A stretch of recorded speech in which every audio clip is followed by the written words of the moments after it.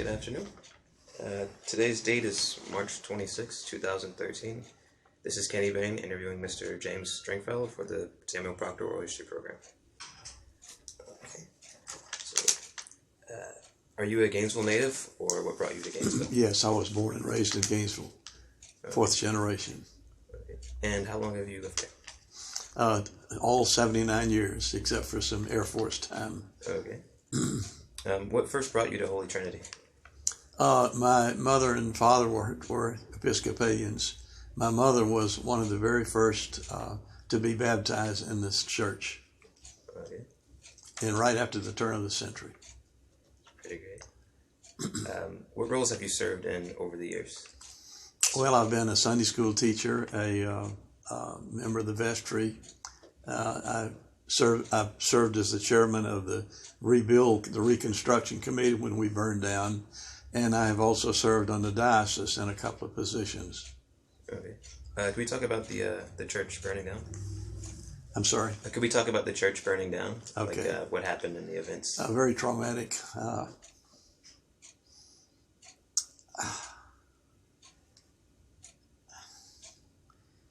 We first heard of it burning. We ran, all of us that could get in touch with each other, drove as fast as we could to the church. And Father Pittman was here. Some of the stuff had been moved out. Luckily, we got some of the books and the cross and some of the basic valuables we got out. Went to people's homes to be saved until we rebuilt. And then we stood on the corner and watched the church burn. Never forget it. Okay. The rebuilding, how was the rebuilding process? Well, Father Pittman appointed a rebuild committee to chair the activities of it and plan it, approve the hiring of the architect and the builder. And I chaired that. That was my job. And I was down here for most mornings for about a year. The first thing in the morning, I'd come down here and then I'd go to work and see about the building of and there were a lot of challenges. We had all the things that can go wrong, did go wrong in a big project like this. But we had a wonderful architect. Her name was Ann Bea.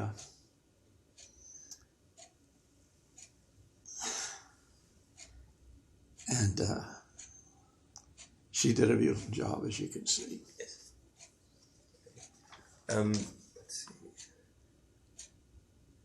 You said you chaired the rebuilding project. Yes, I did. Your family's also involved in a roofing company, correct? Yes, we have now sold it, a building material wholesale company. I had lost my business several years before to a total fire. Okay. But we came back from it and rebuilt. And so when this fire happened, Pittman said, well, you're the logical one since you've been through the experience dealing with the insurance companies. We were underinsured here. Okay. Dealing with the builder and the architect, all those things I have done all my life. So it was sort of a natural for him to appoint me as chair. Okay. Do you know much about the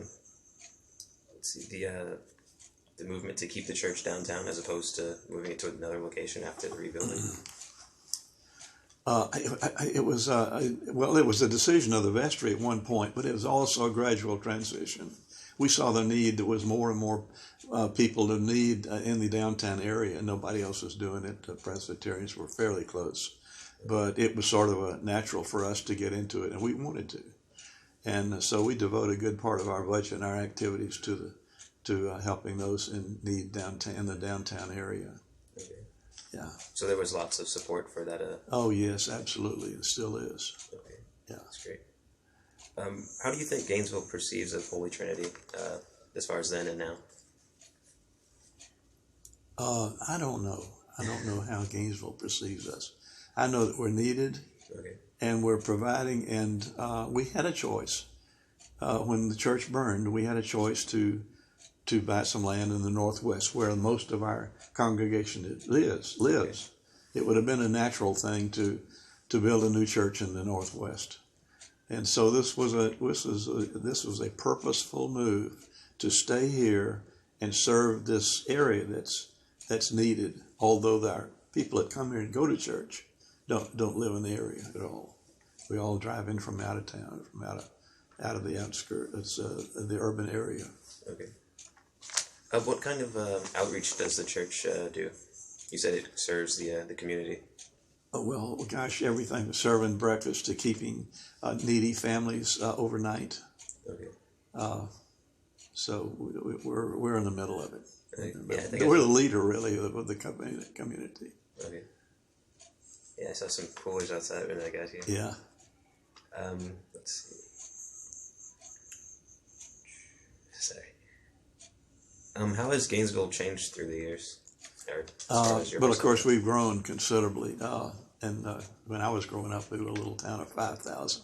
Really? Can you imagine that now?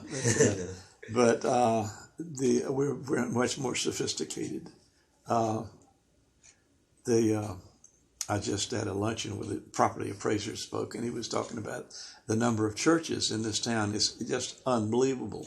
They're springing up everywhere. Yeah. But Holy Trinity is the old backbone of the community-type church. And our mission is very clear. And I'm sure we're going to stay with this mission forever, as long as we're in existence. What would the mission be? That mission would be to serve the needy, Okay. both children and adults, families. Okay. Has the church always had that mission? No, it's we grew up with the church. Downtown was a small little town, and here we were, right in the middle of everything. Okay. And as the town grew away from us, we had to make a purposeful decision to stay here and serve the community from where we were.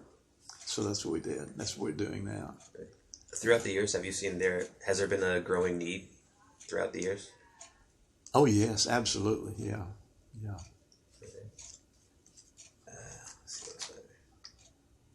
Can we talk a bit about your personal background?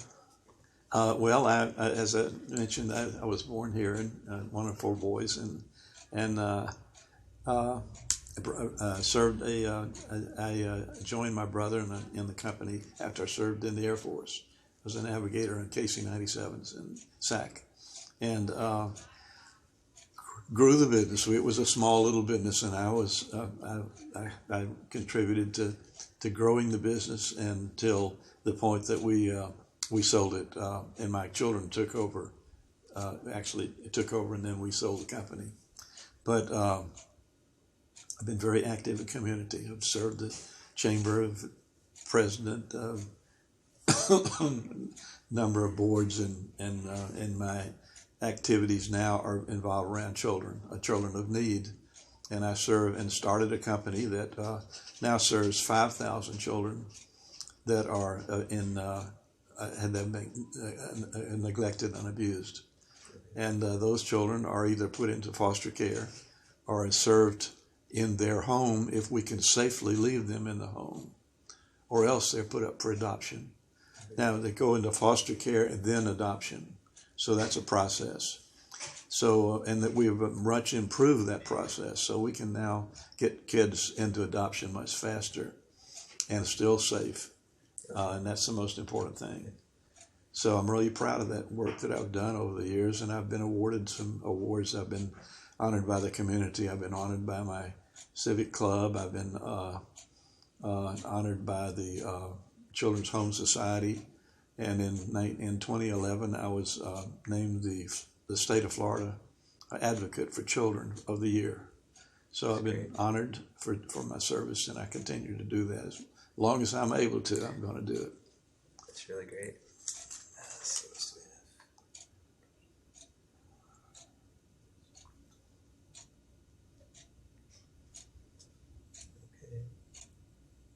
Okay. Go through my questions. You mentioned that you were part of the vestry, and you have other roles. You've had other capacities in the church. Yeah. Right now, I'm on a committee to build a church school for children, and we're just getting started. We have you can see the children in this building. We've had a church. We've had a daycare center for many years in 2 locations. We're going to combine those locations in a new building, and that's just north of us here, and build it into a Holy Trinity Episcopal Church school, which will have not only daycare, but it will start emerging as a kindergarten, and then as we grow into the other elementary grades. So that's our big project, and we just raised a bunch of money to do that, and I think we're going to be very successful when we get it going. We've got some awfully good people on that committee that are very knowledgeable. So that's a big move, and that's just happening now as you're interviewing me. Can you talk more about your other experiences? As far as being on the different committees? Well, over the years, when you're in the church active, you're on there in everything at one time or another, So yeah, I do have a couple of experiences to tell you about before we hang up. Okay. One of them is the story of the church rebuild committee decided that we would like to incorporate some of the original burnt stones from the wreck, from the debris, into the new building. We thought that would be sort of to honor the old building, and so we got a load of the old burnt stones. You see those facade stones out there; they're very beautiful, and delivered them down at my company in the yard. And then on weekends, the committee would go down there with Father Pittman, and we would clean and scrape and grind the black off, and try not to scar them. And then we would preserve as many as we could in as best shape as we could. Now some of them were really damaged, and we couldn't save them. But anyway, we got a pretty good pile. One time, Father Pittman was on top of the stone pile, and he fell and broke his arm. And that set us back a little bit, but we kept going. And we built a nice little pile of repaired stones. And then we brought them up here, and they were incorporated in the building. And I tell you, I've looked, and I cannot find any of them, but I know they're there. And in my heart, and I know they're there. So anyway, that's just a little story that the way we were emotionally involved with the building. I heard that one of the original stained glass is still. That's right. Church. We were very, very lucky. I'm glad you mentioned that, because the main window in the south side of the east side of the church was called the Rose Window. It's called the Rose Window, and we had it out for repairs. When this crazy man came through town, he burned 32 churches in the South. Okay. He didn't care whether they were white churches or black churches or what denomination. He was crazy. And in his mind, he got some sort of a cleanliness from burning down a church. I can't explain it. I think it had something to do with being sexually perverted. But anyway, that was one of the wonderful things that happened, that church window was preserved, and it's there now. Okay. Yeah. The last question would be about Father Pittman. You just mentioned a bit more about him. Well, he had a great influence on my life. He was a wonderful man. He and his wife here. Now, we hated to lose him, but that's the way it is in the church business. If you're good, they come and get you and give you more money to come to another church. That's just the way it is. But the man who really affected my life most was Father Earl Page, who preceded Father Pittman. And I was going through some personal problems when Earl was my friend. And he was a great guy. Mm-hmm. That's about it. Is there anything more you want to say? No. Okay.